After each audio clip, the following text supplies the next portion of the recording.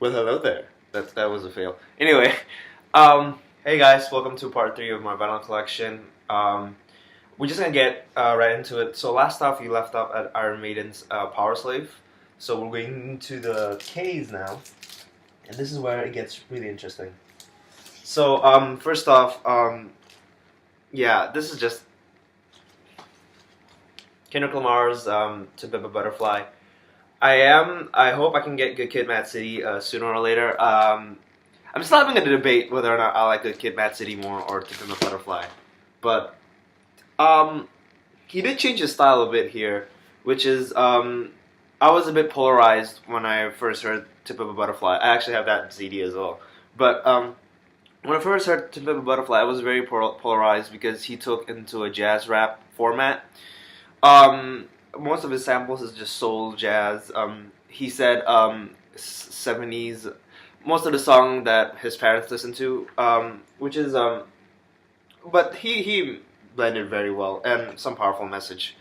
You know, since Kendrick is very renowned for that. Though I don't think he did that in Good Kid, Mad City. It's just about him telling a story. Well, this is more to a message in some sense. The concept of the album is fantastic, and how he just lives. He's a grown up person, and how all these world treat him. Hence, To Pimp a Butterfly, and how he said something about how fragile a butterfly is, and which is him, and to pimp something the aggressiveness, and how to pimp is basically this whole world, and how I guess how making a softie a hard person. That makes sense. But yeah, a lot of things he talks about. This is just a simple gatefold. Sadly, there's no liner note. I was hoping I would get a liner note or something. But no, I don't. Apparently, I have a lot of favorite tracks on here. There's one track I can definitely relate to. Oh, before I go, in here, yeah, I don't know if you can see it, but like I know you can't see it, but this is in Braille actually, which is pretty fucking cool.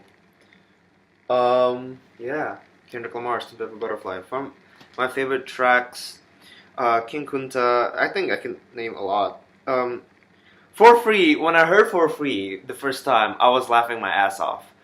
But then I listened to it again in the context of the whole album. I thought it was a pretty genius track. It talks about basically. I think Kendrick is trying to portray how the woman is like America. And this dick ain't free, as in like this talent, this money ain't free, and you have to get. It's interesting. Wizzy Theory is a really nice track as well. A great opening track. Fuck. You ain't gotta lie is probably my favorite.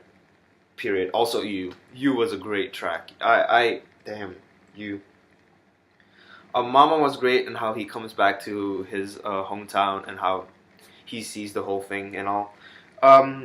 Yeah, there's just so many good tracks. People is calling this a modern classic now, which I, to be honest, won't front, because he's just great. People's debating like, oh, is Good Kid, Mad City a classic, or what's it called, To Pimp a Butterfly a classic? Well, I'm gonna leave that to you guys. But my personal opinion, I just think I think I prefer To Pimp a Butterfly a bit more, maybe just because of the accessibleness. But I do have to admit, Good Kid, Mad City has his best song, which is "Sing About Me, I'm Dying of Thirst." Moving on. Yeah, this is an Australian psychedelic rock band.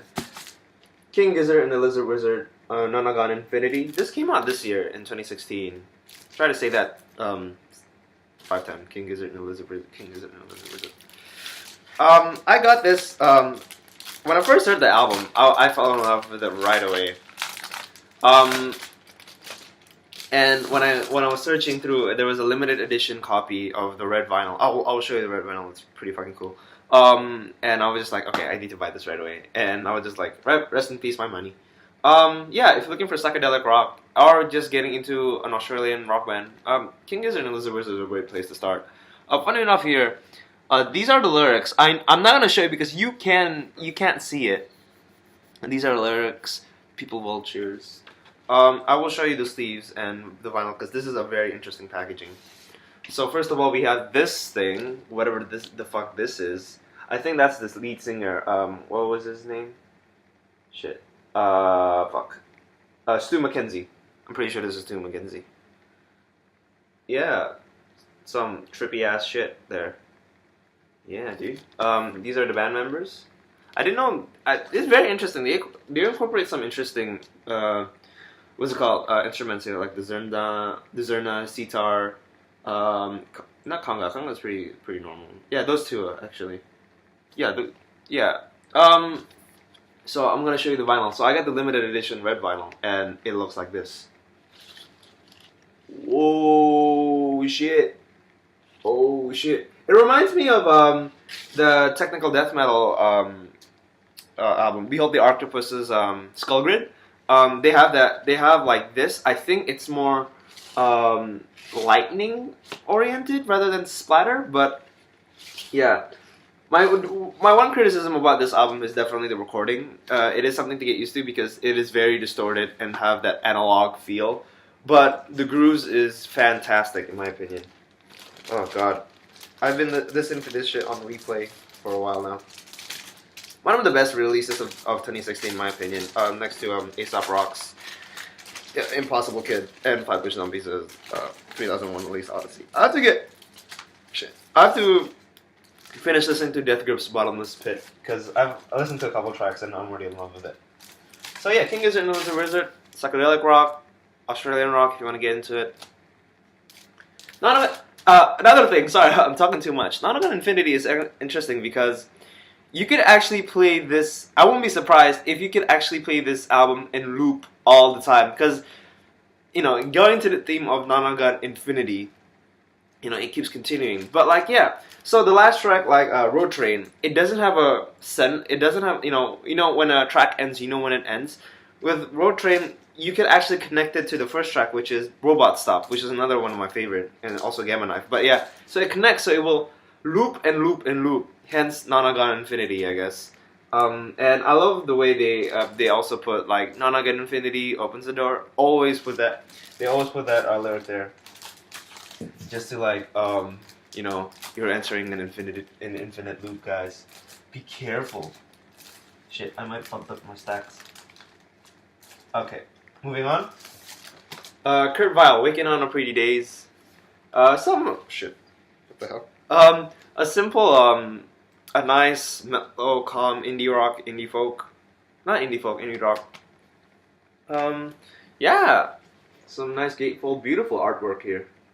I listen to it occasionally. To be honest, it's not my favorite release, but I need, you know, when you have something that you just want to chill with, Kurt Vile, Waking on Pretty Days is a great place to start. And the lyrics are pretty nice and chill as well. So yeah, the sleeves are interesting. So there's that. This is just, I thought this was the lyrics, but it's just the type of instruments they use for each of the tracks. And I'll insert there. I hope that's the A side on this. This is a pretty solid packaging, by the way. Violations. Favorite track here is definitely the first track. What was it? Begin on a Pure Rain. Damn, I forgot all these tracks already. Girl Called Alex was funny. I like that. Yeah, moving on.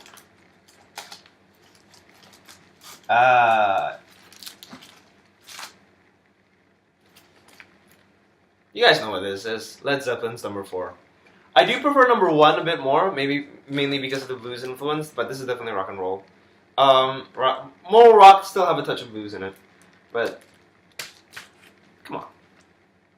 If you want to get in, like, granddaddy of rocks here, get into rock, Led Zeppelin. Get into guitars, get Led Zeppelin. Led Zeppelin. First 4 albums. 5 if you want to count. Oh shit, what was that album called? Damn it! It was Holy Heaven thing. I forgot the name of the album. But yeah, that was a really great release too. Yeah. And you have a gatefold here. That I think that's an homage to in compliance to Stairway to Heaven. So I'm gonna open up here. This is a lyric insert. So this is in the back is only the lyrics for Stairway to Heaven, but here is the track listing, which is pretty funny. You see, if you guys can see here, that's the symbols. The symbols actually represent each of the band members. I forgot which one's Robert Plant's, but yeah. It's like a fantastic rock album. I mean, yeah, my favorite track: Black Dog, Rock and Roll, Stairway to Heaven, Misty Mountain Hop, Battle of Evermore. I can go on and on and on. But again, I do prefer the first one though. I do think this Led Zeppelin #4 has a better a slower track.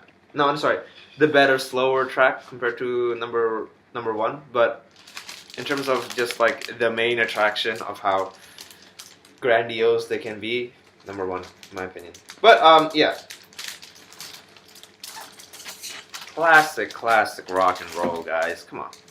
And funny enough, when the leaves break, Beastie Boys sampled it on License to Ill, the first track. I forgot what's it called, but they did sample that. This is an album that I regret missing last year, but I did bought the vinyl this year, which is pretty fucking late in my opinion. Lianne La Havas' Blood. Holy shit, this album's crazy good. I've been listening. This album. This is like a go-to breakup love album, period, in my opinion. Oh my god. It's fantastic. Oh, I got a download code. I'm gonna show it to you guys. Damn, this album is just beautiful. I love this album so much.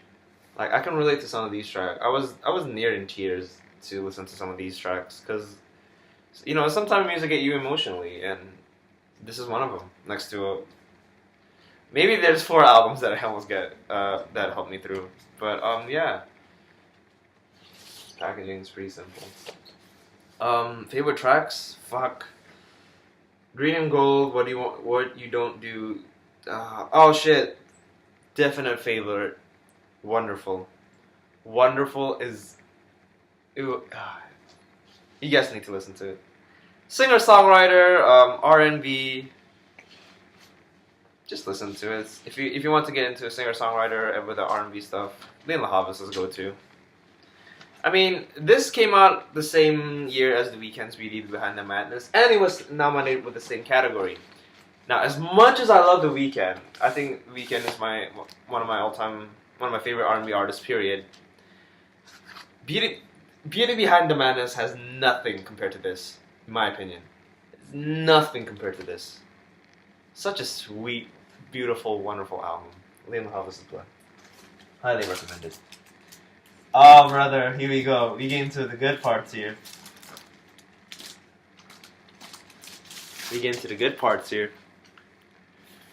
Come on, man. Linkin Park's Hybrid Theory. Come on, man. Sadly, Phoenix Farrell is absent in this picture, but yeah. Oh my god, I could listen to this album. I still listen to this album to this day. I don't care what people say. This is not my favorite Linkin Park album, funny enough. I'll show you later, because I do have it on vinyl. Can you make a guess? I bet you can. Yeah. If you want to get new metal, good new metal, I guess. Yeah, Linkin Park's a great place to start. Rock and roll, rap, this is the lyric sheet. I like all of these songs. I really don't have to say anything about it. I really wish I could have got... There was a Hybrid Theory Record Store Day exclusive pressing in 2012 or 2013. Oh no, it was 2013. You get a double disc, you get a color disc, and you get like a 7-inch of One Step Closer, which is fantastic, and I didn't get it because I wasn't into records at the time. So when Linkin Park announced it, like, when I look back on it, I was like, God damn it, I should have gotten that. It probably costs a pretty penny now, but like, oh god, I wish I could have got it. This is my favorite Linkin Park album. Again, you guys could probably guess, it's fucking Meteor. Come on. I love how a little more edgy this, how a little more edgy this thing is, and the lyrics are better. Breaking the Habit has had to be one of their one of their awesomest track, period. One of my favorite Linkin Park tracks. One of their best, period. Oh no, my friend's acting up. I'm gonna show this quickly. So we have the thank yous. Is it thank yous? Yeah, is the thank yous. And these are the lyric sheet. And then, funny enough, it actually shows some of the story and how these songs create. One of my favorite was Faint, and how the guitarist just played a couple of riffs, and Mike was like, "Oh, maybe we should use that," and then it became one of the greatest selling hits of Linkin Park's career, which is pretty funny in my opinion. I love those kind of stories about like, oh yeah, we just messed around and we created a classic. Oh yeah, we just messed around and we created a #1 hit. Case in point, "Rape Me" by Nirvana, or like hell, you can even argue Straight Outta Compton is like them messing around, because like in the interview, just like, yeah, we're just creating music for the fun, guys. We're just creating for fuck. This won't go in. You know what? Fuck it. I'll do it later. I'll do one more because my fan is acting up, and I don't want to jeopardize my. I just don't want to. Okay, this is quick. Luniz's Play Hater 7-inch. My friend got this for me for one of my first records. Period. Standard. It's a 7-inch. Some of the remix is pretty cool. Is this Southern? I'm pretty sure this is Southern music. So Southern music, Luniz. Again, really quick. Now this is I have to talk about a bit more because it's motherfucking Madvillain. Madvillain. Classic 2001? I forgot what was it, but classic album. MF Doom and Madlib at the time created one of the greatest hip hop albums. Period. This is definitely one of my top 10 hip hop albums. Period. Just how amazing of an MC Doom is, and how amazing of a beat maker Madlib is, and how they play off each other so fucking well. There's so many great tracks here, and Doom just brings out the best in trying to make this character like this super villain-esque Doom thing, and just like comic book. I love comic book raps, if you know what I mean. But like, great. Favorite track? All caps. All caps. Bistro is great. Raid. America's Most Blunted. Shit. Super Villain theme is pretty fucking cool. Sadly, it's a double LP and it's just smudged together, and I don't like that much. But you know, accessible packaging, I guess. Can you do one more? Oh, the fan's quiet down. You know what? I'm gonna put that in. I don't give a fuck. I'm too lazy to do anyway. Okay, moving on. What do we have here? We have MF Doom's first album since the KMD breakup, Operation Doomsday. Fantastic hip hop. Again, Doom is such an interesting rapper. People say he was ahead of his time next to Kool Keith and Kool G Rap. And I would agree with that, because till this day, people are still trying to keep up with him. And I don't think nobody sounds like him. The only thing I can think of, again, is Kool Keith and Kool G Rap. Even them have their, you know, has their merits about being ahead of their time. In terms of how the way they rap and how the way they flow. So, I want to show you the vinyl because it is colored on each side. It's pretty fucking cool. And I have to get that. I have to get the mask for Halloween or some shit. Shit. Yeah. Okay. Then we have it's a double LP, but it is colored vinyl. It's pretty fucking cool, man.